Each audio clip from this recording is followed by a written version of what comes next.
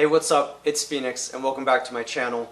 I'm super stoked because today I'm going to talk about Thomas Aquinas as part of my ongoing Philosopher Series, so without further ado, let's dive right in.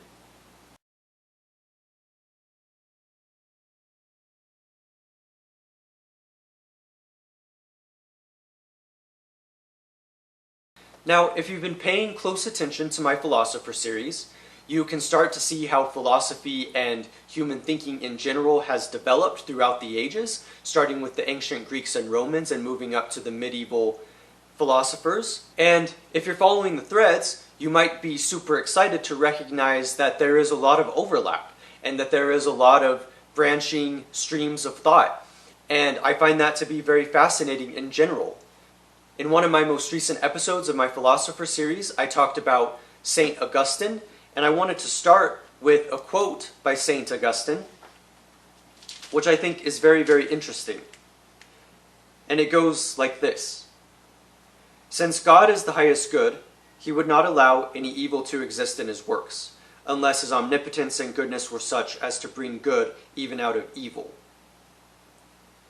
This is part of the infinite goodness of God, that he should allow evil to exist and out of it produce good."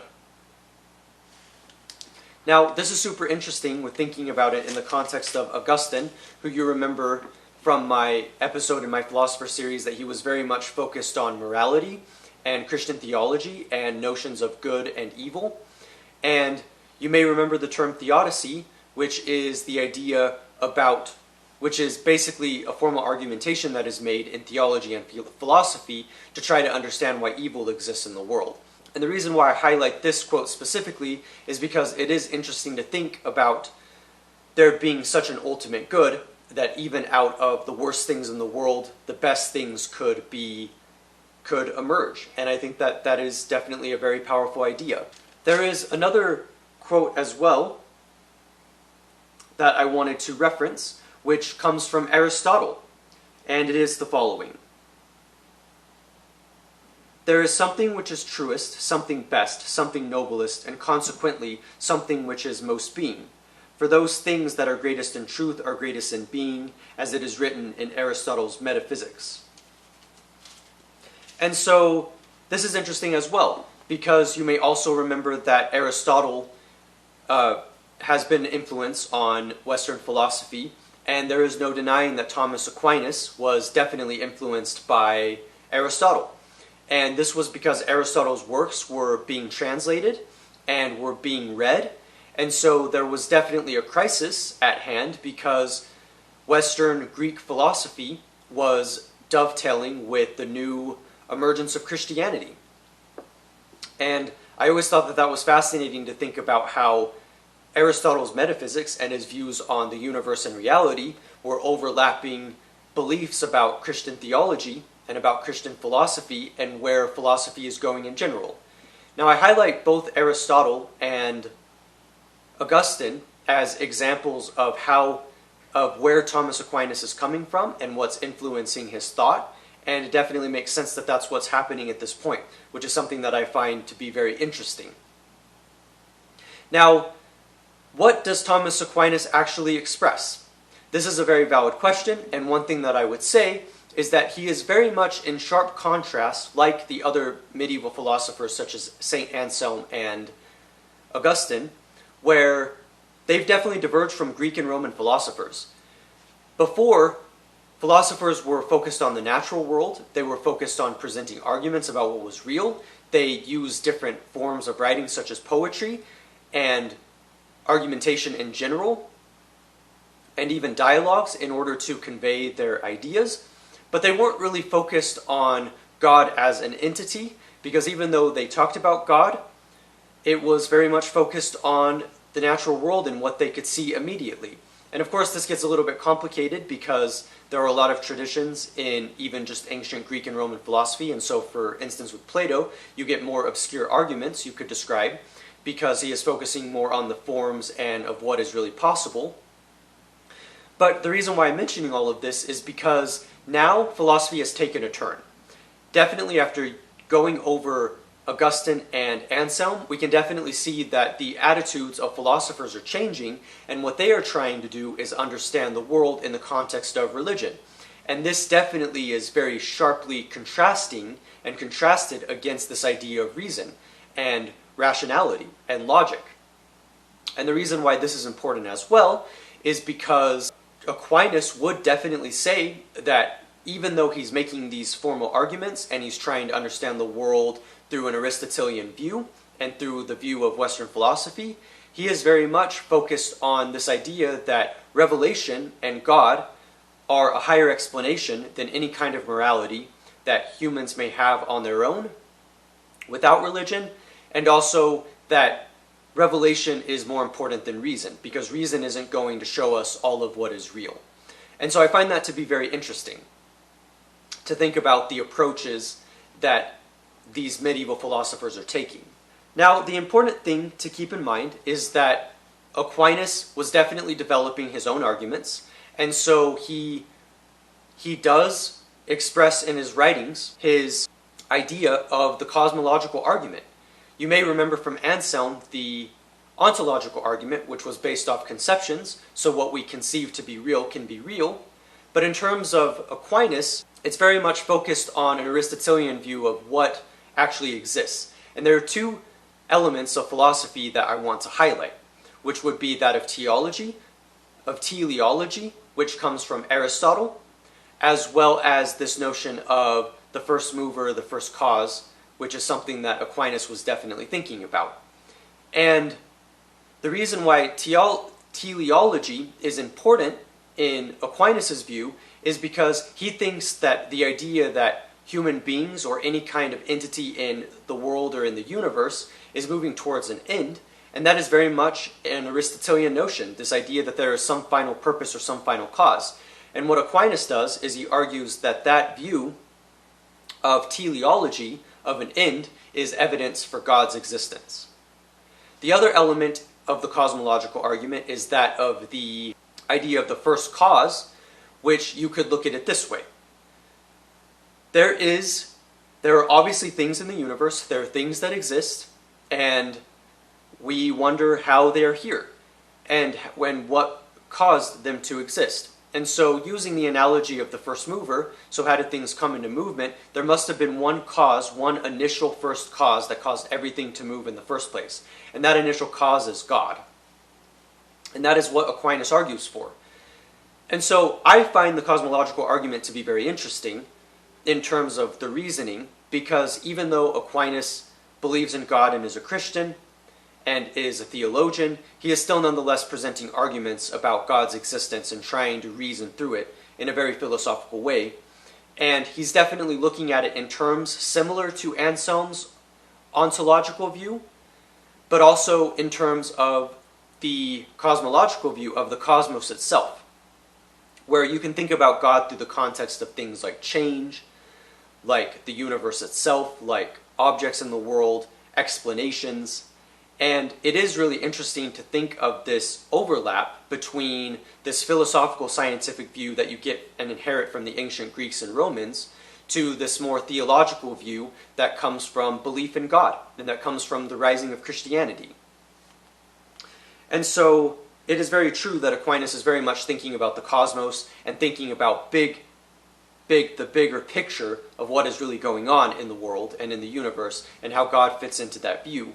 But again, also filtered through the lens of ancient philosophers. Although what I would say that is remarkable to mention is that there is definitely a divergence, that things are very much different at this point, starting with Augustine and Anselm and moving to Aquinas, and that things are not the same at all in philosophy. And it will be very interesting to see how philosophy develops with these very two different strands of a kind of rationalist approach versus theology, and how that does or doesn't go together in the history of thought and in the history of philosophy. Now there is one idea that I think is beautiful that comes out of Aquinas, and that is the idea that we can imagine the highest good, which would be God, but we can imagine the highest good because that is what the ultimate good would be. That is what God should be. And I just find that interesting with thinking about an ideal that philosophers have, which, for instance, you get from the forms from Plato, for example, where you get this idea of this ultimate good, this ultimate form of something or of anything, this emphasis on virtue and beauty, and that is very interesting to think about. And so it's always interesting to think about philosophers as having these ideals and always wanting to be in this higher realm of existence by contemplating things. We definitely think of this when we think of Plotinus, who was thinking about the ultimate good, ultimate beauty, and how reason can be that kind of ultimate good. The point of which now in philosophy we get this idea of the ideal, which is that things can be ultimate, and that in the case of Aquinas, that idea of the ultimate good, of the ideal, is benevolent, and that it can be not just beautiful and amazing and wonderful and cosmic, but also good. And that benevolence is super important in the early views of Christianity with thinking about God and what God represents. Now, I'll admit, I struggled with Aquinas. I took a little bit longer to focus on Aquinas because I wanted to think through his arguments, and I wanted to do the best that I can do in this episode on Aquinas. But I struggled with Aquinas because he is definitely different from the temperament of the ancient Greeks and Romans. The reason why I identify with the ancient Greeks and Romans is because of their view on skepticism, because at that point they weren't so much focused on proving things as existing, such as God's existence, but they were just interested in seeing how the universe worked, which is rationalist, scientific, in a way that is different from theology, and specifically Christian theology. But what I find interesting about Aquinas is that I have been thinking for a long time, as I stated in my video on Anselm about conceptions and about potentiality, but I've been thinking about potentiality versus actuality. And in the ontological argument as well as the cosmological argument, we can think of these notions of potentiality versus actuality. So what does that mean in terms of what is possible? And that's why I find this element of philosophy, specifically with the medieval philosophers, interesting, is because I am definitely thinking a lot about potential and about actuality, about what actually exists in the world, and how God can represent that kind of impossible potential, or at least some kind of ideal. Because again, we could use the idea of Plato's forms for another example as an ideal, or Plotinus's idea of beauty and reason. And so the reason why this is important for me is because even if I struggle with the religious components of the medieval philosophers, I am still very much thinking about so much of what an ideal could be that I could strive for, of what I could achieve through actualizing my potential. And I personally like thinking about the universe, and even if I myself identify as agnostic, I would say that ultimately it is still very interesting to think about the cosmos from a kind of theological view, because we are thinking of things not just in terms of the immediate, of what we can prove, in terms of evidence, but also in terms of just thinking about reasoning, and thinking about ideals, and thinking about what is possible, and thinking about what is beautiful. And I think that Aquinas is doing that in a very open-ended way, because even if he's trying to prove God's existence through his arguments, he's still very much thinking through the history of philosophy and wondering how he can convey these ideas and what can actually be represented. And so even, again, I may be agnostic, I don't identify as religious, and I struggle with these religious elements, it is still nonetheless interesting to think about it in the context of reasoning, in the context of the universe, in the context of the questions that really matter. How did we get here? How are we alive? What is the meaning of life? How do we explain our existence? What is the first cause? Is there a first cause? I just think these are all very fascinating questions. And so as someone who has thought a lot about potential, and has thought a lot about what reality is and what we can move towards in terms of making actual, I just find that to be a theme that comes out of the medieval philosophers, and I think that that is fascinating. And so even if I myself would think that philosophy is interesting from the ancient Greek and Roman view because of skepticism and thinking about what we can actually prove and what evidence is, and thinking about ontology and thinking about epistemology and thinking about these things, I think there is value in thinking about philosophy from a different perspective, from a different point of view, and I find it to be very remarkable. So yeah, I'm Phoenix, and I hope that you enjoyed this discussion on Thomas Aquinas. I took my time with this video because I wanted to explore the ideas in the best way that I could, and I definitely enjoyed the process. I hope that you'll check out my other videos in my Philosopher Series and see how it all connects together throughout my series, and how philosophers are constantly evolving and thought is constantly changing, and how different threads are constantly coming together or diverging. I think it is very fascinating. So I definitely encourage you to check out my other videos in my Philosopher Series, and definitely check out my other videos on my channel. So yeah, I'm Phoenix, thank you for watching, and I will see you around. See you next time.